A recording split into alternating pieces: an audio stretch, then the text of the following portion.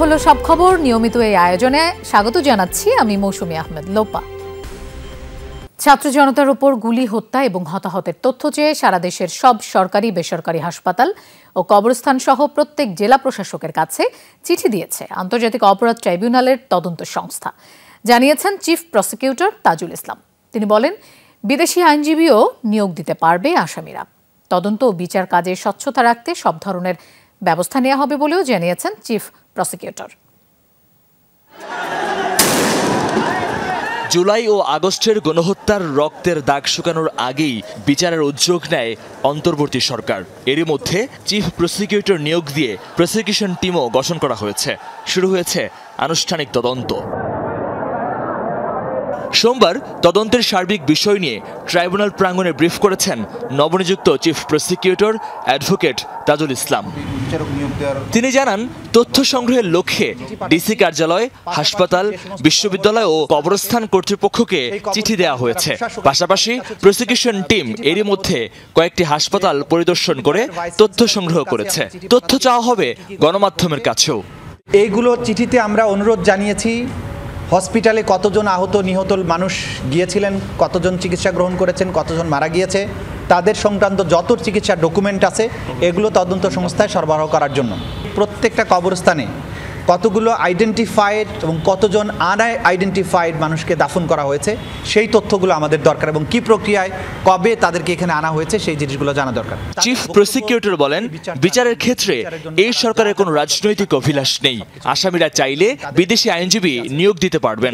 আমরা মনে করি যে তারা যদি তাদের বেস্ট ডিফেন্স দেওয়ার জন্য আইনজীবী চান, সেটা দেশি হোক বিদেশি হোক, আমাদের পক্ষ থেকে আপত্তি থাকার কোনো কারণ নেই। বিচার শেষ হওয়ার পরে আসামি পক্ষ এবং বাদী পক্ষ দুই পক্ষই যেন বলে যে এখানে সুবিচার হয়েছে, কারো প্রতি কোনো অন্যায় করা হবে না, কিন্তু কোনো অপরাধের ছাড়ও কাউকে দেওয়া হবে না। চিফ প্রসিকিউটর আরও বলেন, ক্ষতিগ্রস্তরা এই গণহত্যার বিচারের জন্য মুখিয়ে আছেন, সাক্ষীরাও আগ্রহী।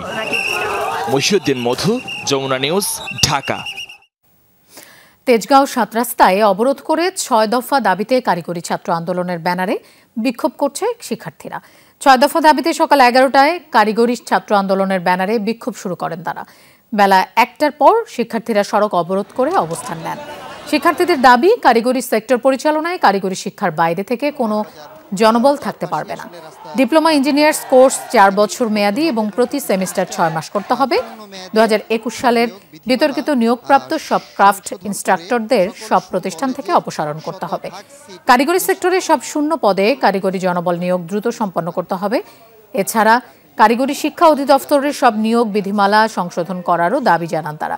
শিক্ষার্থীদের অবরোধের কারণে মগবাজার, মহাখালী, খামারবাড়ি, ফার্মগেট, কারওয়ান বাজার সড়কে তীব্র যানজট সৃষ্টি হয়। আমাদের ১০ম গ্রেড যেটা ডিপ্লোমা ইঞ্জিনিয়ারদের জন্য বরাদ্দ থাকে সেটার উপর আঘাত আনছে, প্লাস কারিগরি সেক্টর পরিচালনায় অকারিগরি ব্যক্তিত্বরা ঢুকে পড়তেছে এই সময়, যার কারণে আমরা রাজপথে নামতে আজকে বাধ্য হয়েছি।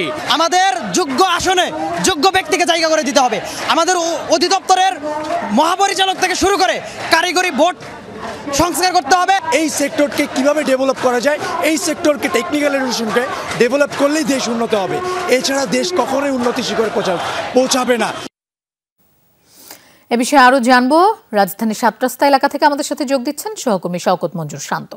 শান্ত, আন্দোলনকারীদের দাবির বিষয়ে কর্তৃপক্ষের কোনো আশ্বাস মিলেছে কিনা, তারা কি বলছেন এ ব্যাপারে?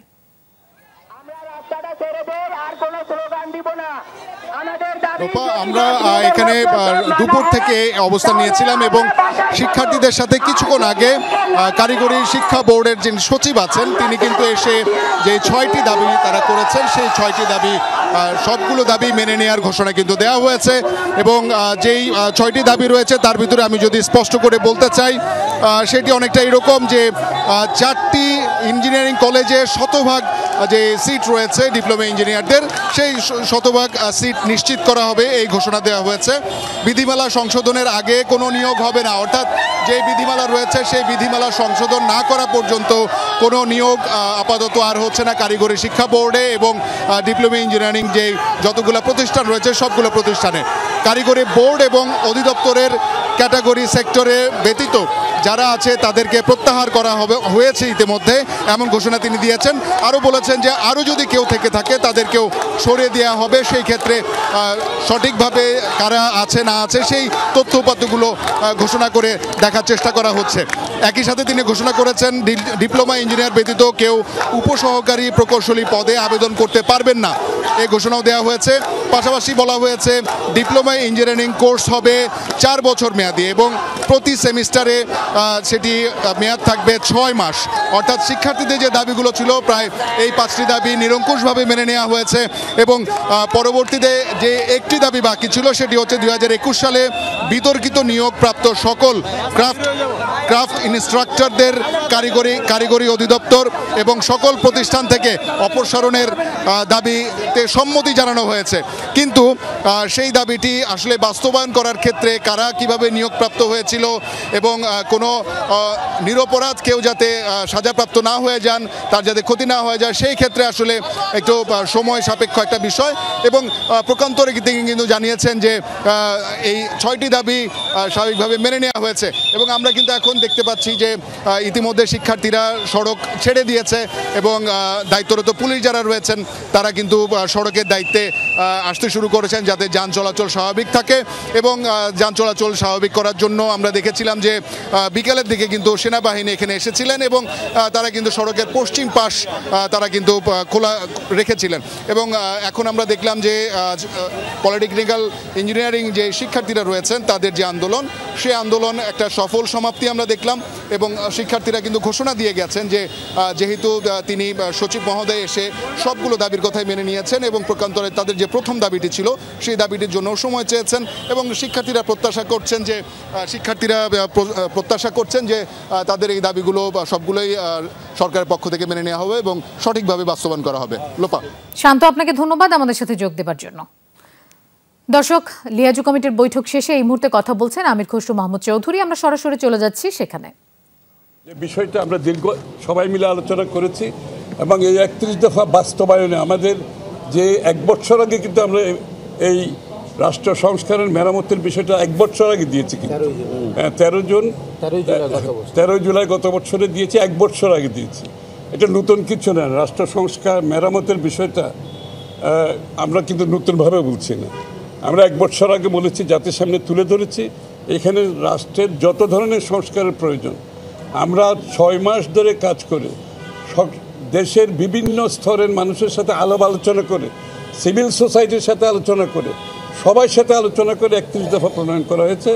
সবচেয়ে বড় কথা হচ্ছে আমাদের যুগপৎ আন্দোলনে যারা আছে, বিরোধী দলে যারা আছে, সবাই মিলে 31 দফা প্রণয়ন করা হয়েছে। এটা বিএনপির একার নয়, আমরা সবাই মিলে 31 দফা প্রণয়ন করেছি।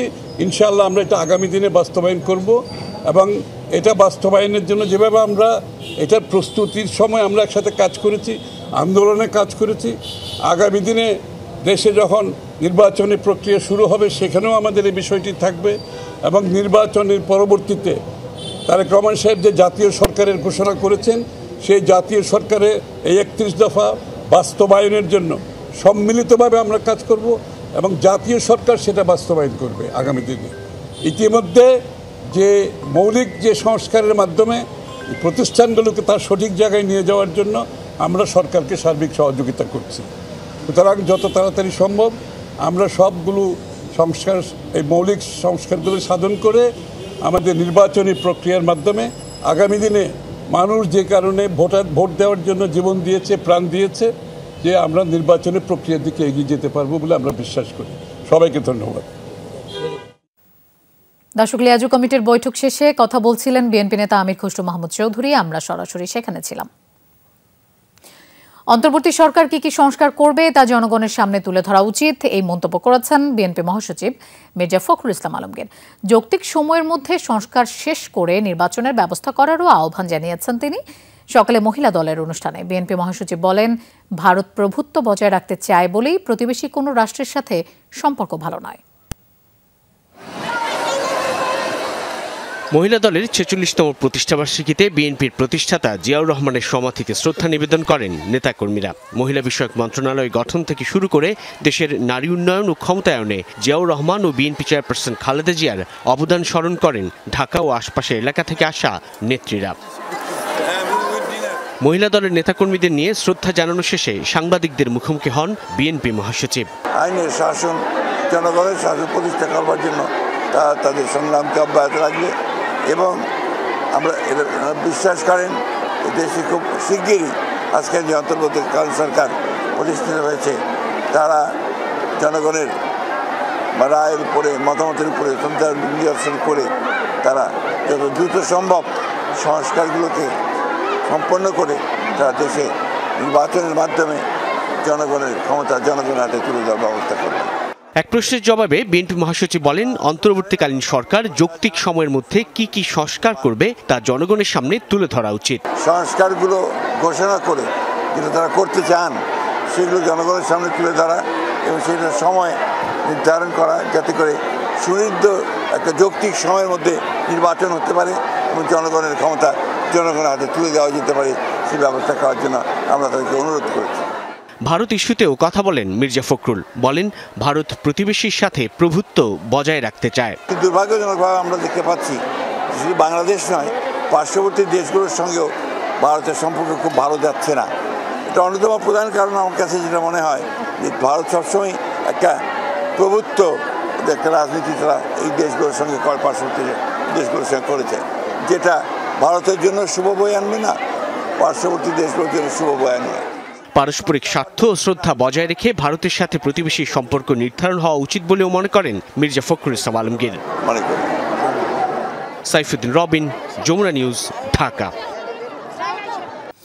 সরকার পরিবর্তন হয়েছে, সালমান এফ রহমান কারাগারে, কিন্তু তার নেতৃত্বাধীন IGW অপারেটরস ফোরাম এখনও প্রতিদিন বিদেশ থেকে আসা ফোন কলে হাতিয়ে নিচ্ছে 2 থেকে 3 কোটি টাকা। গত 9 বছরে এই সিন্ডিকেট পকেটে ঢুকিয়েছে অন্তত 7,500 কোটি টাকা। অথচ যে প্রক্রিয়ায় কাজটি করা হচ্ছে সেটিই বেআইনি। একটি নীতিমালার আওতায় বিদেশ থেকে ফোন কল আসা যাওয়ার স্তর তৈরি করা হয়েছিল। এই সিন্ডিকেট সেই পদ্ধতিকে বুড়ো আঙ্গুল দেখিয়ে পরীক্ষামূলকের কথা বলে যুক্ত করে আরও একটি লেয়ার। এতে সরকারি রাজস্ব ক্ষতি হয়েছে অন্তত 4,500 কোটি টাকা। মাসুদুজ্জামান রবিনের অনুসন্ধানে দেখুন বিস্তারিত। আপনি যখন বিদেশে ফোন করেন কিংবা বিদেশ থেকে কেউ আপনার নম্বরে ফোন করে, তখন সেটি সরাসরি হ্যান্ডসেটে আসে না, রিংটোন বাজে কয়েকটি ধাপ পেরিয়ে। এই ধাপগুলো হচ্ছে গেটওয়ে। বিদেশ থেকে প্রথমে কল আসে ইন্টারন্যাশনাল গেটওয়ে বা IGW অপারেটরের কাছে, এরপর যায় ইন্টার কানেকশন এক্সচেঞ্জ ICX এ। এই এক্সচেঞ্জ অপারেটর কলটি পাঠিয়ে দেয় নির্ধারিত মোবাইল অথবা ল্যান্ডফোন অপারেটরে। অবৈধ পথে কল আসা যাওয়া বন্ধ করা এবং সরকারের রাজস্ব আদায়ে 2008 সালে international long distance telecommunication service নামে পলিসির আওতায় 3 স্তর ভিত্তিক এই পদ্ধতি চালু করে BTRC। 2009-10 অর্থ বছরের প্রতি মাসে ইনকামিং কল ছিল 100 কোটি মিনিটের বেশি, আর প্রতি মিনিট কল রেট ছিল 3 মার্কিন সেন্ট, অর্থাৎ প্রতি মাসে 210 কোটি টাকার বেশি বাজার এটি। 2015 সালে বছরে 5,000 কোটি টাকার আন্তর্জাতিক কল ব্যবসা দখলে মরিয়া হয়ে ওঠে শেখ হাসিনা সরকারের প্রভাবশালী কয়েকজন। আগের 3টির পাশাপাশি IGW অপারেটরের লাইসেন্স দেওয়া হয় নতুন 26 প্রতিষ্ঠানকে। এ সময় দৃশ্যপটে আসেন সালমান এফ রহমান। তার প্রতিষ্ঠান গ্লোবাল ভয়েসের চাপে পাল্টে যায় আন্তর্জাতিক কল আসা যাওয়ার কাঠামো। 3 স্তরের পলিসি পাশ কাটিয়ে গঠন করা হয় 4 স্তর। নতুন গঠন করার দ্বিতীয় স্তরে মধ্যস্বত্বভোগী হিসেবে আবির্ভূত হয় সালমানের নেতৃত্বে 7 সদস্যের IGW অপারেটরস ফোরাম। জুড়ে দেওয়া হয় প্রতিটি কল শুধুমাত্র এই ফোরামের মাধ্যমেই বন্টনের শর্ত।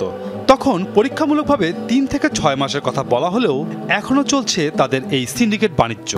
এই স্যান্ডবক্স পিরিয়ডটা আইদার 3 মাসের অথবা 1 বছরের ম্যাক্সিমাম হতে পারে। দুর্ভাগ্যক্রমে আমাদের 9 বছর যদি আমরা না করে থাকি, তার মানে এটার পিছনে কোনো কারণ আছে। কেউ না কেউ এটাকে এটাকে হার্নেস করছে পিছনে। হঠাৎ করে এই ধরনের একটা টায়ার সিস্টেম যখন নিয়ে আসা হলো, তখন এটা একটা সম্পূর্ণ একটা ব্যতিক্রম ধর্মী একটা ধারণা ছিল, এবং অবশ্যই পলিসি এবং আমাদের বর্তমান যে আইন আছে সেই আইনের একটা বড় ধরনের ব্যত্যয় এখানে হয়েছে। এই সিন্ডিকেট পলিসি উপেক্ষার পাশাপাশি আন্তর্জাতিক কলের প্রকৃত দরও গোপন রাখে বলে অভিযোগ উঠেছে। বিটিআরসিকে চাপ দিয়ে দফায় দফায় আন্তর্জাতিক কল রেটও কমিয়েছে তারা। অনুসন্ধানে দেখা যায় 2015 সালের সেপ্টেম্বর থেকে 2023 সালের জুন পর্যন্ত 9 বছরে প্রকৃত দরের চেয়ে কম ঘোষণা দিয়ে মোট 7,444 কোটি টাকা হাতিয়ে নিয়েছে এই ফোরাম সিন্ডিকেট। এর মধ্যে সরকার রাজস্ব হারিয়েছে প্রায় 4,500 কোটি টাকা। বাকিটা বঞ্চিত হয় মোবাইল অপারেটর আইসিএক্স এবং 16 আইজিডব্লিউ প্রতিষ্ঠান। যে টাকা দিয়ে আমি আনি না কেন, আমি সেই টাকায় সরকারের সাথে রেভিনিউ শেয়ারিংয়ে থাকবে, এটি হচ্ছে স্বাভাবিক। সেটা আমি কম আনি বেশি আনি, আমি একটা হাইপোথেটিক্যাল ফিগার ধরে আমি যখন রেভিনিউ শেয়ারটা ফিক্স করছি, তার মানে এখানে একটা মারাত্মক ধরনের ট্রান্সপারেন্সির অভাব আমরা দেখতে পেয়েছি। এই ইনভেস্টমেন্ট যারা করেছে এটা এইসব প্রতিষ্ঠানের বিরুদ্ধে ওদেরকে প্রোটেকশন দেওয়া হয়েছে। এইসব প্রোটেকশনগুলো তো আসলে মানে হওয়াতে আমরা কিন্তু রেভিনিউ অনেক দিকে লুজার হচ্ছি। টেলিকম খাত সংশ্লিষ্টরা বলছেন, আইওএলটিটিএস নীতিমালা সংশোধন না করে নতুন একটি স্তর যুক্ত করার মাধ্যমে আন্তর্জাতিক কল আদান প্রদানে মুক্ত প্রতিযোগিতার শর্ত ভঙ্গ করা হয়। মাসুদুজ্জামান রবিন, যমুনা নিউজ, ঢাকা। বহুল আলোচিত এসালম এবং সাবেক প্রধানমন্ত্রীর বিনিয়োগ উপদেষ্টা সালমান এফ রহমানের করা অনিয়মের অভিযোগ অনুসন্ধানে কমিটি গঠন করেছে পুঁজিবাজার নিয়ন্ত্রক সংস্থা বিএসইসি। সালমানের পরিবারের অন্যান্য সদস্য সহ তার নিয়ন্ত্রণাধীন প্রতিষ্ঠান এবং এসালম গ্রুপের চেয়ারম্যানের স্ত্রী, মেয়ের স্বামী, আত্মীয় সহ তার নিয়ন্ত্রণাধীন প্রাতিষ্ঠানিক কর্মকাণ্ডের ফলশ্রুতিতে শেয়ার বাজার সংশ্লিষ্ট কোনো অনিয়ম হয়েছে কিনা এ বিষয়ে অনুসন্ধানের নির্দেশ দেওয়া হয়। কমিটির সদস্যরা হলেন বিএসইসির পরিচালক মোহাম্মদ আবুল হাসান, অতিরিক্ত পরিচালক নজরুল ইসলাম, সহকারী পরিচালক অমিত কুমার সাহা এবং তৌহিদুল ইসলাম সাদ্দাম। আগামী 7 কার্যদিবসের মধ্যে কমিশনে প্রতিবেদন দাখিল করার নির্দেশ দেওয়া হয়েছে। পাচার হওয়া অর্থ ফেরত আনা ও পাচার রোধে করণীয় নিয়ে যুক্তরাষ্ট্রের গোয়েন্দা সংস্থা এফবিআই এর সাথে বৈঠকে বসেছে দুদক। এর আগে দুপুরে এফবিআই লিগ্যাল অ্যাটাচে রবার্ট ক্যামেরুনের নেতৃত্বে একটি প্রতিনিধি দল দুদকের প্রধান কার্যালয়ে সেগুনবাগিচায় আসে। দলটি দুদকের মানি লন্ডারিং ও লিগ্যাল শাখার মহাপরিচালক সহ সংশ্লিষ্ট কর্মকর্তাদের সঙ্গে বিশেষ বৈঠকে বসেছে। সভায় মানি লন্ডারিং রোধে করণীয়, কারিগরি সহায়তা ও অন্তর্বর্তীকালীন সরকারের টাকা ফেরাতে টাস্কফোর্স কিভাবে এফবিআইকে পাশে পাবে সে বিষয়ে আলোচনা হতে পারে। যৌথ টাস্কফোর্সে তাদের সরাসরি অংশগ্রহণ থাকবে কিনা নাকি পরামর্শক হিসেবে থাকবে তা নিয়েও আলোচনা হতে পারে। এছাড়া এফবিআই এর সঙ্গে একটি এমওইউ স্বাক্ষর করায় জোর প্রচেষ্টা থাকবে বলে জানা গেছে। এবার ঠাকুরগাঁওয়ের ধনতলা সীমান্তে বাংলাদেশি কিশোরকে গুলি করে হত্যা করল ভারতীয় সীমান্তরক্ষী বাহিনী বিএসএফ। মধ্যরাতে এই হত্যাকাণ্ড ঘটে। নিহত জয়ন্তের বাড়ি বালিয়াডাঙ্গির ফকির ভিটা বেলপুকুর গ্রামে। জানা যায় মধ্যরাতে জয়ন্ত সহ আরও কয়েকজন বাংলাদেশ সীমান্তের 393 নম্বর পিলারের কাছে যায়। এ সময় ভারতীয় সীমান্তরক্ষী বাহিনী তাদেরকে লক্ষ্য করে বেশ কয়েক রাউন্ড গুলি ছোড়ে। অন্যরা বেঁচে ফিরলেও গুলিবিদ্ধ হয়ে ঘটনাস্থলে মারা যায় জয়ন্ত। এরপর তার মরদেহ টেনে নিয়ে যায় বিএসএফ। ভারতের ইসলামপুর থানা পুলিশের কাছে হস্তান্তর করে তারা। বিএসএফ এর গুলিতে আরও 2 জন আহত হয়েছে বলে জানা গেছে। রাষ্ট্রপতি মোহাম্মদ শাহাবুদ্দিনের সাথে আজ বঙ্গভবনে সাক্ষাৎ করেছেন সেনাবাহিনী প্রধান জেনারেল ওয়াকারুজ্জামান।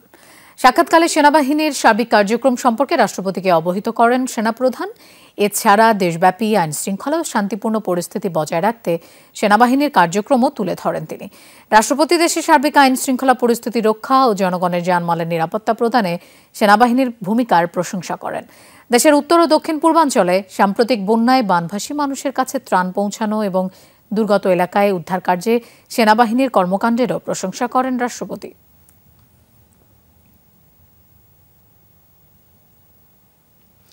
অবশেষে নজরুল ইসলাম মজুমদারের রাহুমুক্ত হল ব্যাংক পরিচালকদের সংগঠন বাংলাদেশ অ্যাসোসিয়েশন অব ব্যাংকস বিএবি। নতুন চেয়ারম্যান মনোনীত হয়েছেন ঢাকা ব্যাংকের চেয়ারম্যান আব্দুল হাই সরকার। দুর্দশা কাটিয়ে ব্যাংকিং খাতের আর্থিক অবস্থার উন্নয়ন, সাধারণ গ্রাহকদের আস্থা ফেরাতে কাজ করার কথা বলেন নতুন চেয়ারম্যান। শেখ হাসিনা সরকারের পতনের পর এস আলমের দখলে থাকা ব্যাংকের পাশাপাশি এক্সিম ব্যাংক সহ বেশ কয়েকটি ব্যাংকের পর্ষদ পুনর্গঠন করেছে বাংলাদেশ ব্যাংক। এর মধ্য দিয়ে ব্যাংকের পরিচালক ও চেয়ারম্যানের পদের পাশাপাশি বিএবির চেয়ারম্যানের পদও হারান নজরুল ইসলাম মজুমদার। নতুন নেতৃত্ব ঠিক করতে সোমবার সকালে সংগঠনের নিজ কার্যালয়ে বৈঠকে বসেন ব্যাংকের উদ্যোক্তা ও পরিচালকরা। আব্দুল আওয়াল মিন্টুর সভাপতিত্বে অনুষ্ঠিত বৈঠকে বিএবির নতুন চেয়ারম্যান মনোনীত করা হয় আব্দুল হাই সরকারকে। একই সময়ে ফার্স্ট সিকিউরিটি ইসলামী ব্যাংকের চেয়ারম্যান আব্দুল মান্নান এবং ব্যাংক এশিয়ার চেয়ারম্যান রোমো রৌফ চৌধুরীকে করা হয় ভাইস চেয়ারম্যান। জনাব আব্দুল হাই সরকারকে বাংলাদেশ অ্যাসোসিয়েশন অফ ব্যাংকের সদস্যবৃন্দ করতে সর্বসম্মতিক্রমে টার্মটা বাকি রয়েছে, সেই টার্মটা পুরা করার জন্য ওনাকে চেয়ারম্যান হিসেবে নির্বাচিত করা হলো। এমনভাবে সংগঠিত করতে চাই এটা যেন সদস্যদের জন্য শুধু কাজ করে, অন্য কোনো কারণের জন্য ইনফ্লুয়েন্স না হয়। নতুন চেয়ারম্যানের দায়িত্ব নিয়ে আব্দুল হাই সরকার বলেন, বিএবি শুধু চাঁদা তোলার সংগঠন হবে না, ব্যাংক খাতের উন্নয়নেও কাজ করবে। ব্যাংকের দুর্দশা কাটাতে সবাইকে একসঙ্গে কাজ করার আহ্বান জানান vice chairman Abdul Mannan. Contribute করার ব্যাপারে এই লোকগুলো অত্যন্ত ডেডিকেটেড। সো এটা ব্যাবের জন্য একটা শক্তি। ইসলামী ব্যাংকিং যেটা শিখ হয়ে পড়েছে, অবস্থা থেকে উত্তরণের জন্য কিন্তু আমরা চেয়ারম্যানরা আমরা প্রতিজ্ঞাবদ্ধ। চেঞ্জ সার্কামস্ট্যান্সেসে এখানে অনেক ব্যাংকই অনেক সমস্যার সম্মুখীন, আর আমরা যারা ভালো আছি তাদেরও অবস্থা একটু খারাপ বলবো আমি। কাজে এখানে অনেক কাজ করার স্কোপ রয়েছে আমাদের। We have to ensure that we can bring this association on right track so that we can take it to a new height. বিভিন্ন তহবিলের নামে ব্যাংক থেকে নেওয়া চাঁদা কোন খাতে ব্যয় হয়েছে তাও খতিয়ে দেখবে বিএবির নতুন কমিটি। মেইন পারপাস ছিল ফান্ড রেজিং, এটা ছিল main purpose. Alamgir Hossain, Jamuna News, Dhaka. ডাক্তারদের বকেয়া বেতন ভাতা আদায় ও বিএসএমএমইউ অধিভুক্ত কিছু প্রতিষ্ঠানে চলমান বেতন ভাতা প্রক্রিয়া বন্ধ থাকায় বিএসএমএমইউ হাসপাতালে আন্দোলন করেছে অত্র প্রতিষ্ঠানসমূহে কর্মরত সকল পোস্ট গ্র্যাজুয়েট ট্রেনি ও বৈষম্য বিরোধী চিকিৎসক সমাজ। সকাল 9:30 থেকে শুরু হয় এই আন্দোলন। এ সময় বকেয়া বেতন পরিশোধ ও চলমান বেতন ভাতা প্রক্রিয়া বন্ধ থাকায় উপাচার্যের রুমের সামনে আন্দোলন করে চিকিৎসকগণ। 7 জন প্রতিনিধি বিএসএমএমইউ এর উপাচার্য অধ্যাপক ডাক্তার মোহাম্মদ সাইদুর রহমানের সাথে বৈঠক করেন। এ সময় উপাচার্য মহোদয় দ্রুত সময়ে বকেয়া ভাতা পরিশোধের জন্য প্রয়োজনীয় নির্দেশনা দেন। একই সাথে উপাচার্য মহোদয়ের নির্দেশনা অনুযায়ী বিশ্ববিদ্যালয় প্রশাসন আজকে থেকেই বকেয়া ভাতা পরিশোধের সকল প্রক্রিয়া সম্পাদন করেন। বন্ধ ভাতা পুনরায় চালুকরণের জন্য মাননীয় স্বাস্থ্য উপদেষ্টা মহোদয়ের নির্দেশনা অনুযায়ী মন্ত্রণালয় বরাবর যোগাযোগের পরামর্শ দেন। 2023 সেশনে যারা ঢুকেছেন তারা নভেম্বর পর্যন্ত পাওয়ার পরে ডিসেম্বর থেকে আর বেতন পাচ্ছে না। 5 মাস দিয়ে তারপর লাস্ট 9 মাস ধরে বন্ধ করে রাখছে। এরকম ডিমার্কেশনটা যদি করা হতো তাহলে এটা অনেক আগে নীতিমালা দিয়ে করা উচিত ছিল। এটা সাডেনলি অফ করে দেওয়াটা আসলে যৌক্তিক না। বিএসএম অ্যাকাউন্টটা আমাদের অ্যাকাউন্টে ট্রান্সফার করে, এটা তো আমাদের টাকা, এটা বিএসএম এর টাকা না, এটা মন্ত্রণালয় আমাদের টাকা দিছে বিএসএম কে। দুষ্কৃতিকারীদের এলোপাতারি কোপে সিলেটের স্বেচ্ছাসেবক লীগের 2 নেতাকর্মী আহত হয়েছে। গতকাল রাতে নগরীর বনকলাপাড়া এলাকায় ওই হামলার শিকার হন তারা। আহতরা হলেন 7 নম্বর ওয়ার্ডের সাধারণ সম্পাদক মঞ্জুর আহমদ ও কর্মী রুমেল খান। এর মধ্যে মঞ্জুর আহমদের অবস্থা আশঙ্কাজনক, তাকে উন্নত চিকিৎসার জন্য ঢাকায় পাঠানো হয়। অন্যজন আহত হয়ে সিলেট এমএজি ওসমানী হাসপাতালে চিকিৎসা নিচ্ছেন। আহত রুমেলের দাবি করেন সিটি নির্বাচনের বিরোধের জেরে বিএনপি ও জামায়াতের কর্মীরা তাদের উপর হামলা করে। মোটরসাইকেল লইয়া তারা আইসা আপনার খোলাপাড়া পয়েন্ট সুবিধ বাজার খোলাপাড়া পয়েন্ট একটা সেলুন আছে, ছোট ভাই মঞ্জু আছিল, তার উপরে খুব এলোফাতারি সেদা আরম্ভ করছে তারা। বিএনপিও আছিল, জামাতেরও আছিল। জামাতের একজন জামে খালি দিছি ইঞ্চিয়া, বাকি সবার হেলমেট লাগিল আছিল। হযরত শাহজালাল আন্তর্জাতিক বিমানবন্দরের নাম পরিবর্তন করে পূর্বের নামে ফেরত আনার দাবি জানিয়েছে স্থানীয় এলাকাবাসী। সকালে বিমানবন্দর এলাকায় মানববন্ধন করে এই দাবি জানিয়েছে এলাকাবাসী। মানববন্ধন থেকে এলাকাবাসী জানান, স্বৈরাচারী সরকার জিয়া আন্তর্জাতিক বিমানবন্দরের নাম পরিবর্তন করেছিল কোনো কারণ ছাড়াই। ছাত্র জনতার অভ্যুত্থানের স্বৈরাচারী সরকারের পতন হলেও রয়ে গেছে তাদের অনেক অন্যায্য কর্মকাণ্ড। তাই অন্তর্বর্তী সরকারের প্রধান উপদেষ্টার কাছে এলাকাবাসীর দাবি অবিলম্বে বিমানবন্দরের নাম পরিবর্তন করে আগের নাম ফিরিয়ে দেওয়ার। বিমানবন্দর এলাকার বিভিন্ন শ্রেণী পেশার মানুষ এই মানববন্ধনে অংশগ্রহণ করে। এ সময় ছাত্র জনতার অভ্যুত্থানে নিহতদের মাগফিরাত কামনা ও পরিবারের প্রতি সমবেদনা জানান বক্তারা।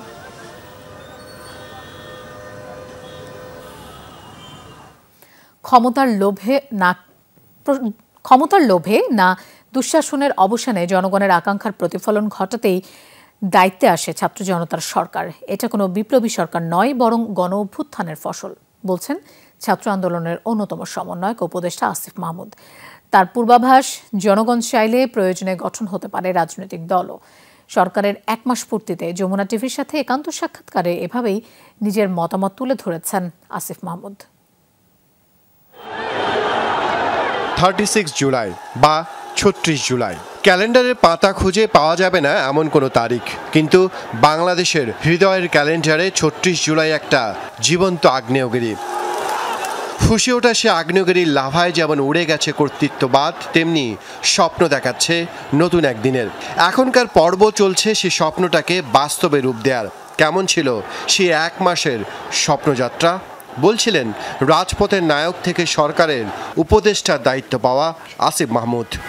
এই অন্তর্বর্তীকালীন সরকার যেমনি কোনো বিপ্লবী সরকার না, আবার ঠিক একইভাবে এটা একটি গণ অভ্যুত্থানের ভিত্তিতে গঠিত সরকার।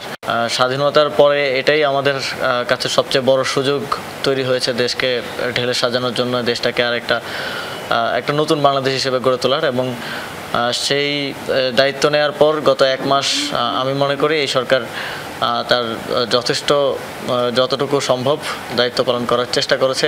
যদিও সময়টা মোটেও মধুর ছিল না। কথা বলবার স্বাধীনতা ফিরে আসায় বিভিন্ন শ্রেণী পেশার মানুষ বলতে শুরু করেছেন দীর্ঘদিনের জমে থাকা ক্ষোভ আর না পাওয়ার বেদনার গল্প। সে গণমানুষের চাওয়াটাকে কাঠামোগত রূপ দিতে কি ভাবছেন আসিফ? ভবিষ্যতে কি কোনো রাজনৈতিক দল গড়ার পরিকল্পনা আছে? এই কাঠামোগত সংস্কারকে সেফগার্ড করার জন্য এই গণঅভ্যুত্থানের যে স্পিরিট, সেই স্পিরিটকে ধারণকারী একটা শক্তি থাকার প্রয়োজন আছে। একটা নতুন ব্যবস্থা কিভাবে তৈরি করা যায় আর সেটা নিয়ে আলোচনা হতে পারে। এই বিষয়ে এখনও সেভাবে কোনো সিদ্ধান্তে আমরা পৌঁছাইনি। আমরা জনগণের সাথে আলোচনা এবং আপনারা জানেন ইতিমধ্যেই বৈষম্যবিরোধী ছাত্র আন্দোলনের নেতৃবৃন্দ সারা দেশে মানুষের জনমত সংগ্রহ এবং কেমন দেশের জনগণ চায় তা নিয়ে আলোচনা করতে বিভিন্ন জায়গায় সফরে যাওয়া শুরু করেছেন। জনগণ যদি চায় সেটা আপনার ওই চিন্তার, হ্যাঁ, জনগণের চাওয়ার প্রতিফলন আমরা ঘটাতে চাই। সেটা কোন ফরম্যাটে ঘটাবো সেটা নিয়ে আরো জনগণের ম্যান্ডেটটাই তাদের বড় শক্তি, বলছিলেন ক্রিয়া উপদেষ্টা। আর সেখানে জ্বালানি বিশাল এক তরুণ জনশক্তি। তাহমিদ আহমেদ, যমুনা নিউজ, ঢাকা। একদম ফ্রেশ বিশ্বমানের প্রযুক্তির সকল সুবিধা নিয়ে ভালো থাকুন আপনিও। কঙ্কা। জাতিগত সহিংসতাকে কেন্দ্র করে উত্তেজনা অব্যাহত আছে ভারতের মণিপুর রাজ্যে। রোববার ইম্ফলে মেইতেই গোষ্ঠীর হামলায় প্রাণ গেছে কুকি সম্প্রদায়ের একজনের। ভারতীয় গণমাধ্যম জানায় কুকি সম্প্রদায়ের এক ব্যক্তি ভুলবশত গাড়ি নিয়ে মেইতেই অধ্যুষিত এলাকায় প্রবেশ করে। এরপরই তার উপর হামলা করে বিচ্ছিন্নতাবাদীরা। এ ঘটনার পর আবারও থমথমে পরিস্থিতি বিরাজ করছে রাজ্য জুড়ে। বাফার জোনগুলোতে সেনাবাহিনীর পাশাপাশি মোতায়েন করা হয়েছে নিরাপত্তা বাহিনীর অতিরিক্ত সদস্য। জোরদার করা হয়েছে অভিযান। গেল কয়েকদিনে সহিংসতায় বৃদ্ধি পাওয়ায় বেড়েছে রাজ্যের প্রশাসনিক তৎপরতা। মাত্র 24 ঘন্টার ব্যবধানে গভর্নরের সাথে 2 দফা বৈঠক করেন মুখ্যমন্ত্রী বীরেন সিং। মঙ্গলবার পর্যন্ত বন্ধ রাখার নির্দেশ রাজ্যের সকল শিক্ষা প্রতিষ্ঠান। এদিকে সাম্প্রতিক সহিংসতা বন্ধের দাবিতে রোববার রাতে ইম্ফলে বিক্ষোভ করেন মানবাধিকার কর্মীরা। এ সময় আন্দোলনকারীদের সাথে নিরাপত্তা বাহিনীর সদস্যদের দফায় দফায় সংঘর্ষ হয়। আগামীকাল প্রথমবারের মতো সরাসরি বিতর্কে লড়তে যাচ্ছেন 2 মার্কিন প্রেসিডেন্ট প্রার্থী কমলা হ্যারিস ও ডোনাল্ড ট্রাম্প। রীতি অনুযায়ী যুক্তরাষ্ট্রের প্রেসিডেন্ট নির্বাচনকে সামনে রেখে স্থানীয় সময় রাত 9টায় ফিলাডেলফিয়ার ন্যাশনাল কনস্টিটিউশন সেন্টারের অনুষ্ঠিত হবে এই বিতর্ক, যা সরাসরি সম্প্রচারিত হবে। এটি হবে ট্রাম্প কমলার প্রথম ও শেষ সরাসরি বিতর্ক, কেননা পরবর্তী বাকযুদ্ধের বিষয়ে সম্মতি দেয়নি কেউই। 90 মিনিটের এই বিতর্কে 2টি বিরতি থাকবে। এক প্রার্থী কথা বলার সময় বন্ধ থাকবে অপর প্রার্থীর মাইক। বিতর্কে প্রশ্ন করতে পারবেন শুধু সঞ্চালকরা। প্রত্যেক প্রশ্নের উত্তর দেওয়ার জন্য সময় পাওয়া যাবে মাত্র 2 মিনিট। প্রতিদ্বন্দ্বীর উত্তরের যুক্তি খণ্ডনের জন্য আরও 2 মিনিট সময় পাবেন অপর প্রতিযোগী। অন্তর্বর্তী সরকারের প্রধান উপদেষ্টা অধ্যাপক ডক্টর মোহাম্মদ ইউনুসের সাথে সৌজন্য সাক্ষাৎ করেছেন বাংলাদেশে নিযুক্ত ভ্যাটিকানের রাষ্ট্রদূত কেভিন এস রেন্ডেল। রাষ্ট্রীয় অতিথি ভবন যমুনায় আজ এই সাক্ষাৎ অনুষ্ঠিত হয়। সাক্ষাৎকালে প্রধান উপদেষ্টা ও ভ্যাটিকানের রাষ্ট্রদূত বাংলাদেশের ধর্মীয় সংখ্যালঘু ও রোহিঙ্গাদের মানবিক সহায়তা সহ অন্যান্য বিষয়ে আলোচনা করেন। এ সময় ভ্যাটিকান রাষ্ট্রদূত বলেন, ভ্যাটিকান সিটির আন্তঃধর্মীয় সংলাপ বিভাগের প্রতিনিধি দল এবং বাংলাদেশের ইসলামী স্কলারদের মধ্যে একটি আন্তঃধর্মীয় সংলাপ আয়োজনের প্রস্তাব দেওয়া হয়েছে। বাংলাদেশের রোহিঙ্গা জনগোষ্ঠীর জন্য মানবিক সহায়তা বাড়ানোর প্রয়োজনীয়তা তুলে ধরেন তিনি আরও বলেন, অন্তর্বর্তী সরকার দায়িত্ব গ্রহণের পর প্রথম মাসেই গুরুত্বপূর্ণ সংস্কার কর্মসূচি বাস্তবায়ন করেছে।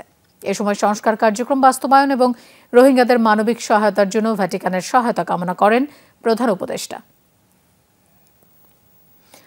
1 অক্টোবর থেকে সুপার শপে পলিথিন শপিং ব্যাগ ও পলিপ্রোপিলিন ব্যাগের ব্যবহার নিষিদ্ধ করেছেন পরিবেশ উপদেষ্টা সৈয়দা রিজওয়ানা হাসান।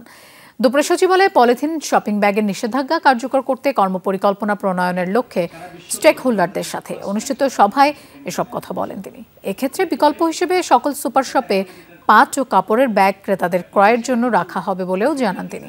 বস্ত্র ও পাট মন্ত্রণালয় 1 সপ্তাহের মধ্যে সকল সুপার শপের সাথে সভা করে পাটের শপিং ব্যাগের সরবরাহ নিশ্চিতে প্রয়োজনীয় ব্যবস্থা গ্রহণ করবে বলে জানান পরিবেশ উপদেষ্টা।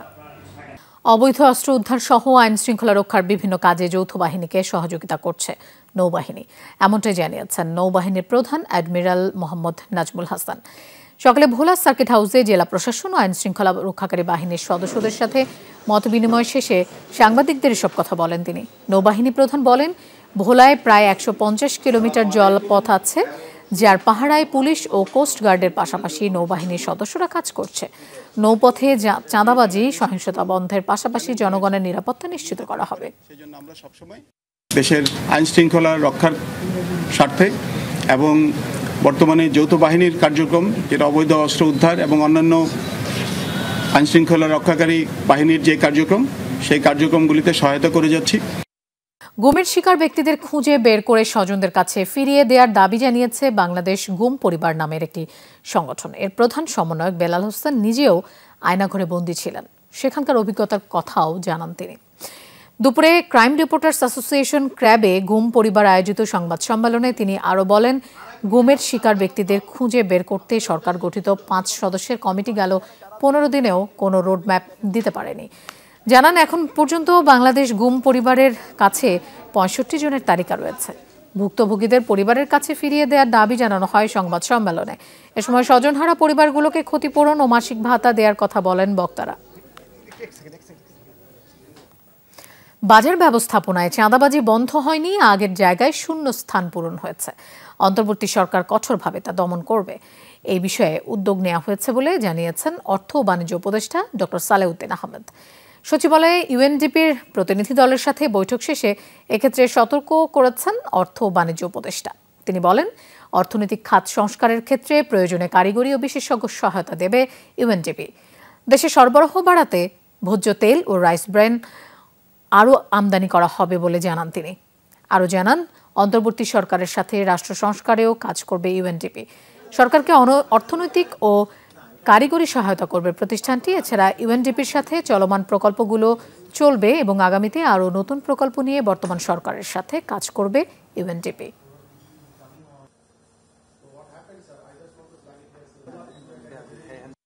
চাঁদাবাজি তো একটা শুধু এটা অর্থনৈতিক বাণিজ্যিক সিদ্ধান্ত না, এখানে রাজনীতি আছে, সমাজে অনেকগুলো ভ্যালু আছে। আর কোনোদিন তো ভ্যাকুয়াম থাকে না, শূন্যস্থান অলওয়েজ পূরণ হয়, তাই না? এখন যারা চলে গেছে তাদের বলে আরো শূন্যস্থান পূরণ করার যে লোক আছে, সেদের কন্ট্রোল করতে একটু সময় লাগবে, তো আর সহযোগিতা লাগবে।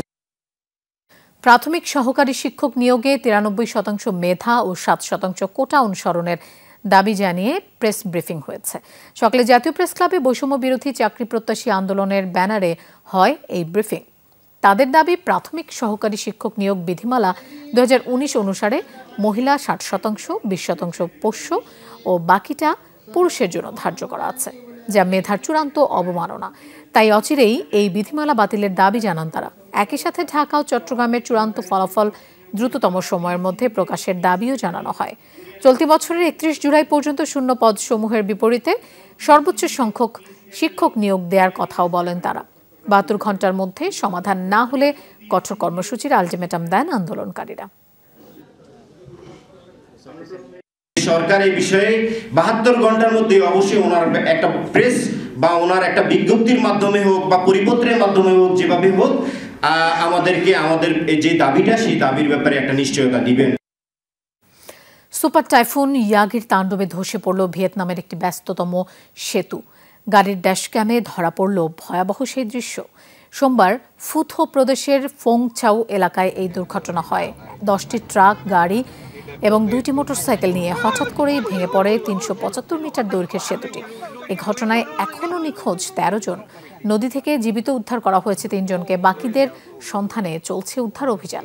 স্থানীয় গণমাধ্যমের দাবি, ঘটনার সময় বাতাসের গতিবেগ তীব্র ছিল।